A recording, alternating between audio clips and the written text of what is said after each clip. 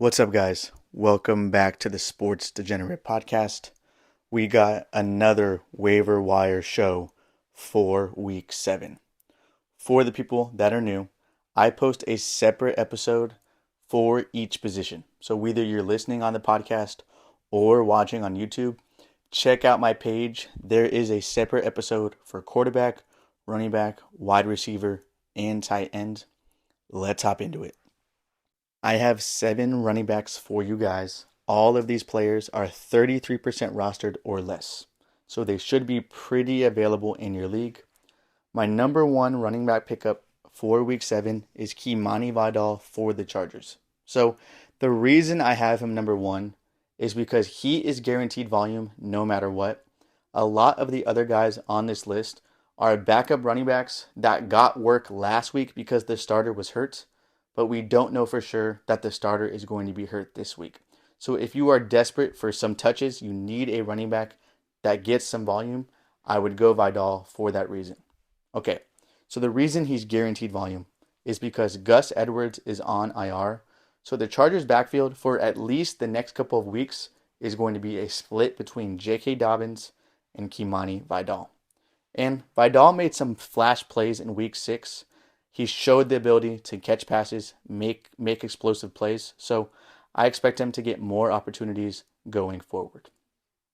My number 2 pickup is Justice Hill. So Hill is also going to get some touches no matter what.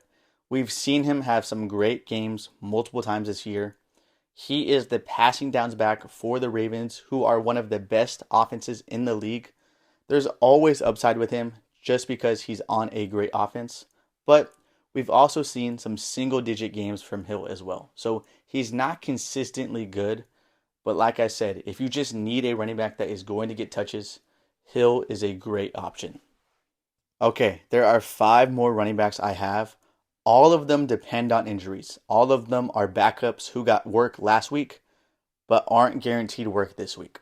So I am going to put them in order based on how I would start them if all 5 of these were starting running backs. Because we can't predict injuries. We don't know anything at the moment. So I'm just going to pretend that all of these guys are starters. This is how I would order them. Number 3 on the list is Ray Davis.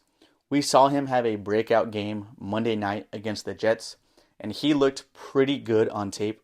He's a strong back that breaks a tackle on every play, has some decent speed, he's not slow, and he showed some pass catching ability as well.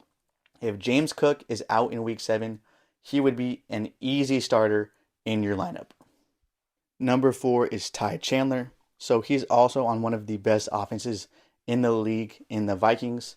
And if Aaron Jones is out, he will get some decent volume and have a decent floor because I expect him to get a few catches. That's how the Vikings offense works. They throw a lot and give their running backs some catches. He's also a very fast player. We've seen it on tape. We've seen it when he plays. If he gets some space, he's really fast. But he's also mistake prone. He's fumbled a decent amount. He's made some bad decisions. So it's kind of hit or miss if he's going to have a great game or just an okay game. But if he gets the volume, I think he has a decent week. Number 5 is Sean Tucker for the Bucks. He had a huge breakout game in week 6, and he looked good on tape as well.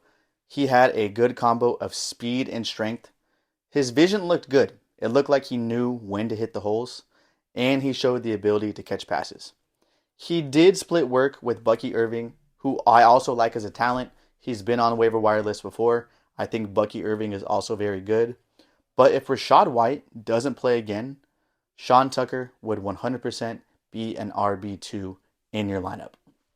Number 6 is Isaac Guerendo, rookie running back for the 49ers. So Jordan Mason left the game early in week 6 with a shoulder injury, and Guerendo split carries with Patrick Taylor from that point on. And honestly, Guerendo didn't really do much in the game until he broke off a huge run to seal the game for the 49ers. But without that long run, he didn't really do much. And 49ers running backs always scare me when it comes to backups because Shanahan always does some weird shit, man. He always does some shit where like Debo will get all the carries one game and then one other running back will get all the carries. He's never consistent. But if you need a running back, it's never a bad option to go with a player that plays for this 49ers run scheme because it's always successful for running backs. I'm just a little scared that Garendo doesn't get the volume that we want from him. That's why he's so low on the list. But he could easily have a huge game, 100%.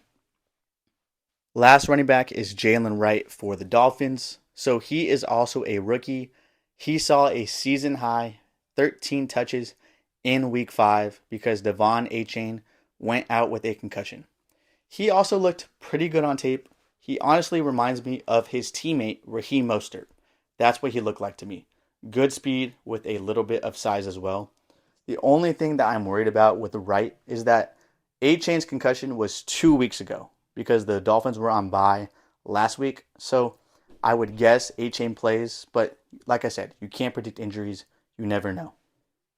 I also want to bring up some streaming defenses for you guys. I have 3 options. All of them also 33% rostered or less, so pretty available. Number 1 is the Bengals.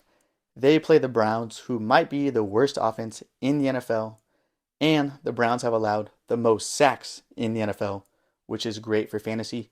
And the Bengals defense looked pretty good last week against the Giants. Number 2 is the Bills. The Bills aren't a super elite defense, but they have shown to be a pretty good defense. They gave the Jets problems in week 6. Now they play the Titans, who don't have an NFL starting quarterback on their roster. Both of those quarterbacks are not starting level quarterbacks. Number 3 is the Packers.